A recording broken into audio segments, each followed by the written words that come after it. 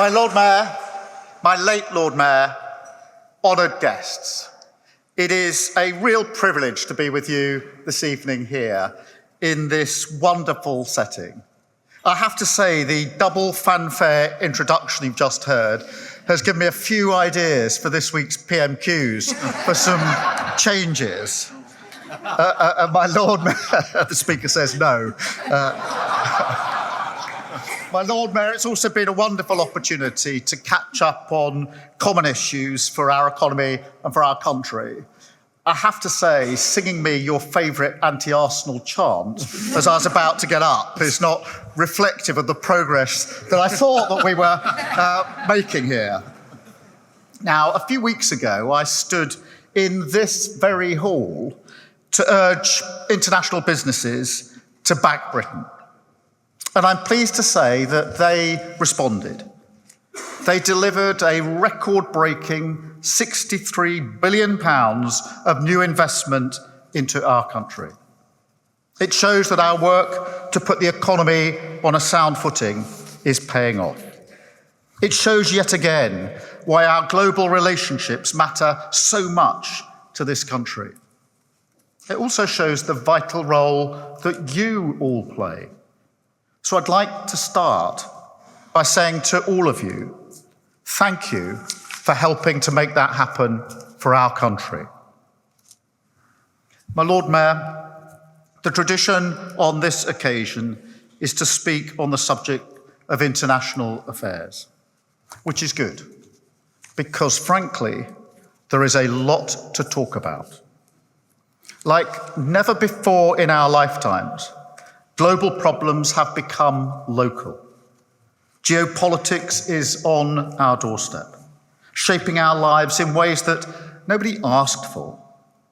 Conflicts overseas undermine our security, stir up violence and extremism on our streets, and drive up the cost of living. Meanwhile, climate change hits economic growth, leaves us exposed to catastrophic flooding, and both of these forces drive unsustainable levels of migration. It all manifests in a feeling amongst very many people that the system isn't working for them, that it's time to take back control of our lives, our borders, our livelihoods. And I hear that. People want action, and they want change. So we will not dismiss those concerns. We will answer them. And we will do so by acting at home, absolutely. But also by using our strength abroad. Because in this new era, we need to do things differently. There was a sense in the years of the Great Moderation that while there would always be conflicts, democratic values were in the ascendancy, and the disruptive nature of foreign policy, the real nature of foreign policy, could be contained, or at least managed. Well, from that twilight of naivety, we have emerged now into the harsh light of the day, determined to fight harder on the world stage for our national interests, and ready to dig deeper to defend them.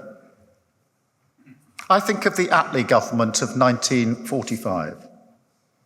Their ambition for the people of this country was unmatched.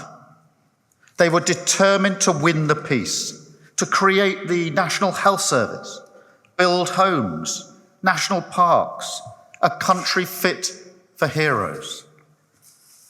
And in doing so, they knew they also needed to look out to the world.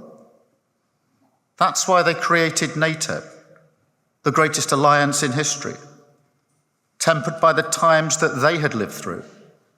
They were hard-headed and patriotic, and they saw that maintaining our strength abroad gave us the foundation to succeed at home. And that is as true today as it was then.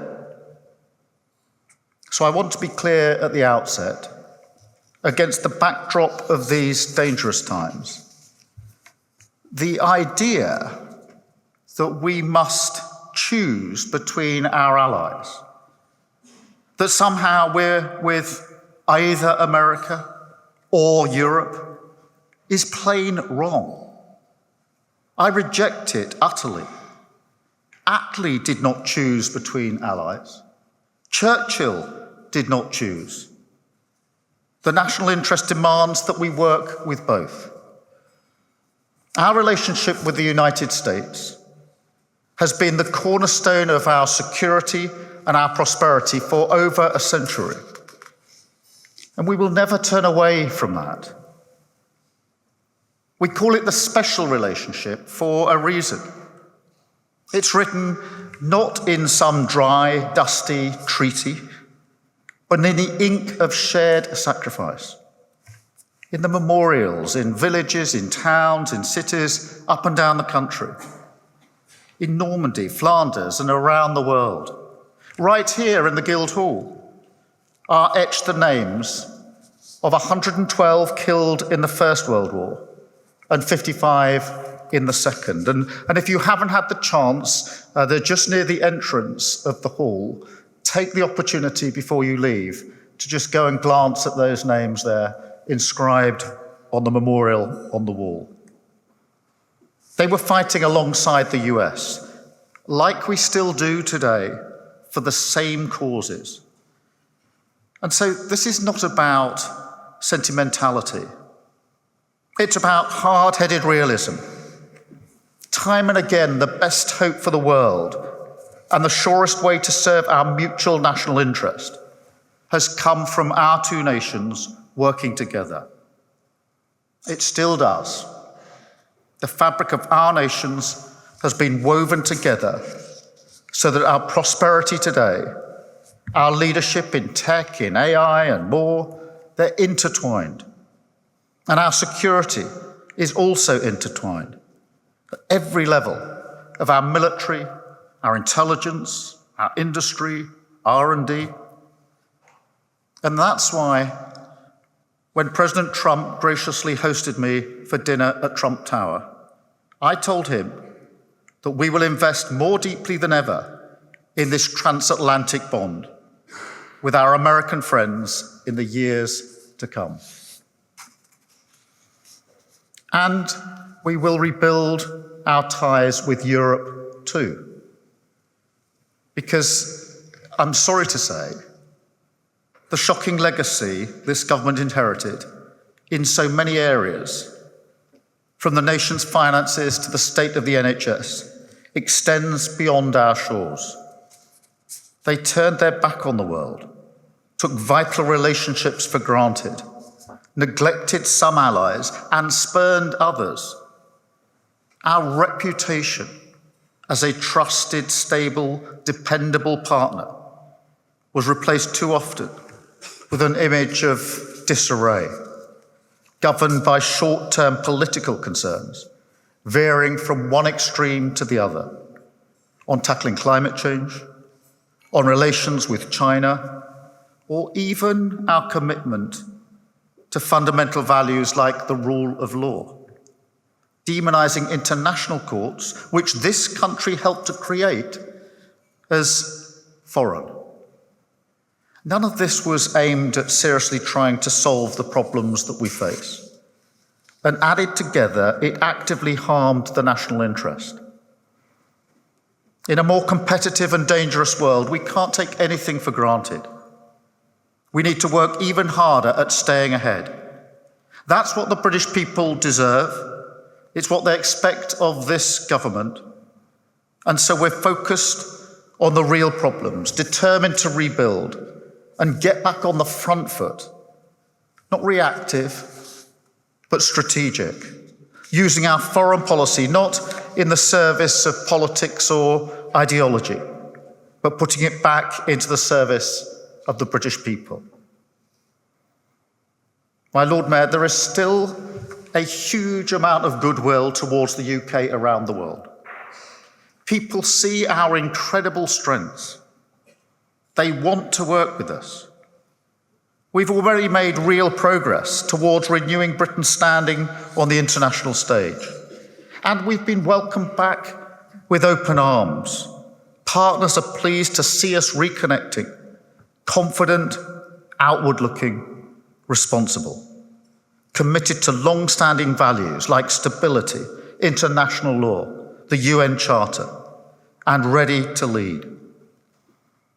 And I've seen how that is affecting investor confidence in our country as well, reflected in that international summit.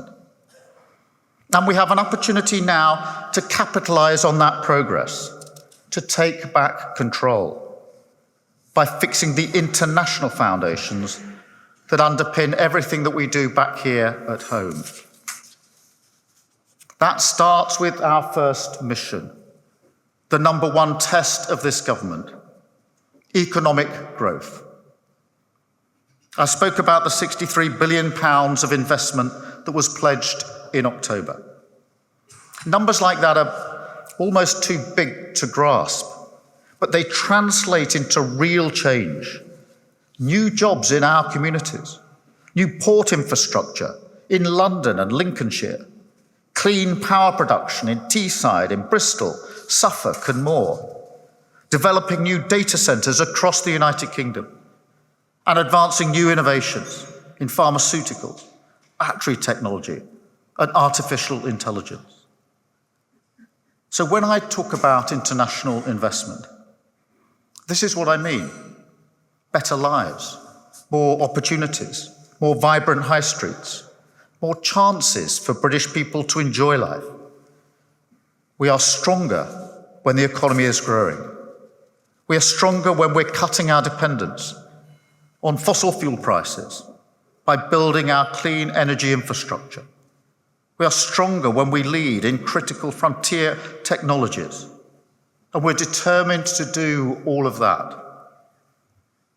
We've taken the difficult but vital steps in the budget, and now we're creating a climate for growth to make the UK the best place to invest, the best country to trade with, the best place to create and grow a business. And that's why we're looking outwards, deepening trade with our allies, restarting FTA talks with India, rebuilding ties in the Gulf, the Pacific and beyond, claiming our place as a leader in some of the great industries of the future, and unlocking growth, investment and pride in our economy once again. Second, my Lord Mayor, we must strengthen on security as the bedrock on which the economy sits and the ultimate guarantor of everything that we hold dear. There is no greater responsibility for this government. You know, there are moments which shape our worldview. As a young man, I remember watching the fall of the Berlin Wall. It had a profound impact on me. I felt how it was to witness a continent uniting behind freedom. I didn't think I'd ever see tanks crossing a European border again. I remember as well, much more recently, all too clearly, walking the streets of Bucha, just outside Kyiv, to bear witness to the true horror of Russia's invasion. I met people in those streets who had to pick up the bodies of their friends and their family members, civilians, killed, shot in the head, very often handcuffed, put into trolleys to be taken off for burial by their family members. A horrific reminder that Ukraine is on the front line of freedom. And let's be clear, the future of freedom in Europe is being decided today. We face a near and present danger with Russia as an erratic, increasingly desperate aggressor on our continent, marshalling all its resources, along with North Korean troops and Iranian missiles, aiming to kill and to conquer.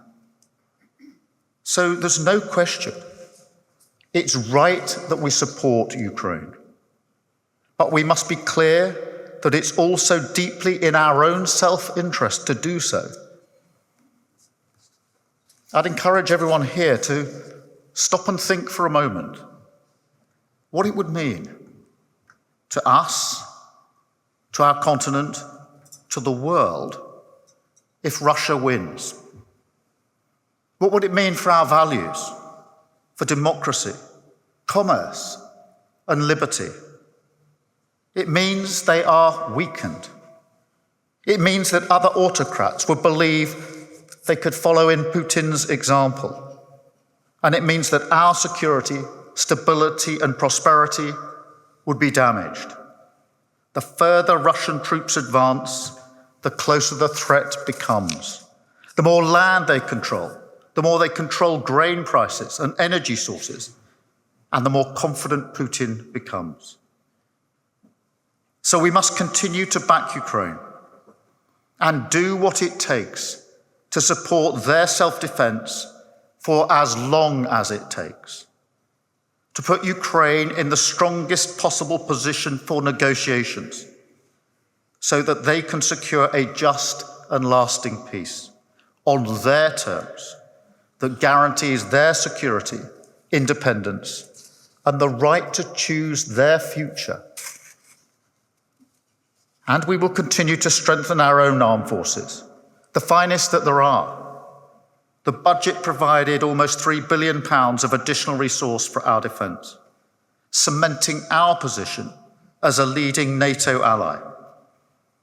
And we will set out a clear path to increase spending from 2.3% of GDP today to 2.5%. And it is vital that all European nations step up to protect our shared future.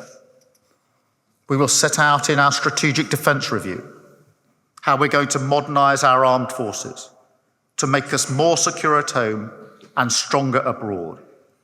And we will maximise our investment by working with others, like our partnership with Italy and Japan to build the next generation of fighter planes. Because, my Lord Mayor, all of this rests on the strength of our bonds with others. And this is my third point.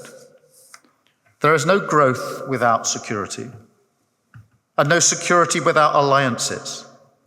So to fix the foundations, we must meet this more dangerous age with an age of deeper alliances, even closer ties with the US, an unshakable commitment to NATO, and renewed relations with our neighbours in Europe. Relations which, on any objective assessment, are vital for our growth and security. So we've made progress already on the reset, agreeing regular UK-EU summits at leader level, and a shared ambition to work more closely where necessary, including through a new security pact covering foreign affairs and defence. This is about looking forward, not looking backwards. There will be no return to freedom of movement, to the customs union, the single market. Instead, we will find practical, agile ways to cooperate, which serve the national interest. We've already struck a landmark defence agreement with Germany, the Trinity House Agreement, and we're working to deepen our cooperation with France through the Lancaster House Treaties. This is a model which we will replicate with others. We will also take forward the JEF with our Baltic and Nordic allies as the tip of the NATO spear, and our AUKUS alliance with the US and Australia to support stability in the Pacific.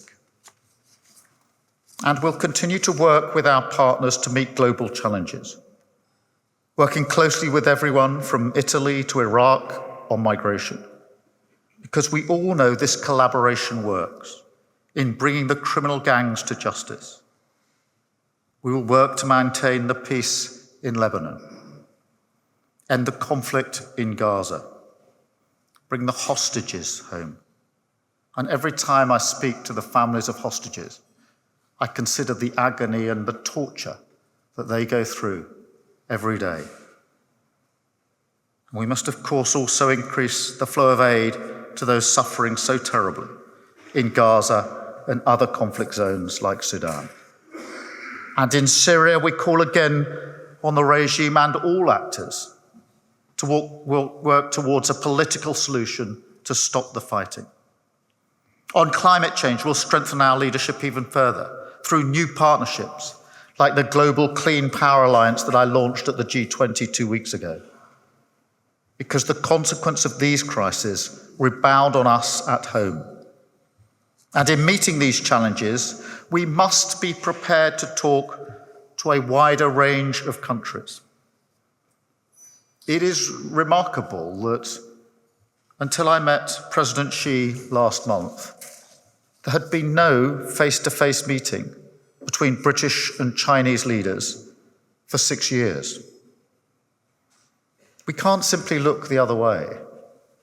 We need to engage, to cooperate, to compete, and to challenge on growth, on security concerns, on climate, as well, of course, as addressing our differences in a full and frank way on issues like Hong Kong, human rights, and sanctions for our parliamentarians. I'm determined to do that and to keep talking, because I believe that we are stronger when we do so. My Lord Mayor, we have so much to be proud of in this country. When it comes to our role in the world today, I want to recapture that sense of pride, to stand tall once again, to meet people's concerns, not with easy answers which don't serve anyone, but with leadership, to face up to the world as it is, shape it in our interests, and deliver more growth, more security, and stronger alliances. My Lord Mayor, I recall Philip Larkin's words about Her late Majesty, Queen Elizabeth, that she represented a constant good, a strong still point in a changing world. I recall it because I think it also reflects Britain and the nation's role today to be a constant and responsible actor in turbulent times, to be the soundest ally, and to be determined always in everything we do, every exchange that we have with other nations, every agreement that we enter into, to deliver for the British people and show beyond doubt that Britain is back. Thank you.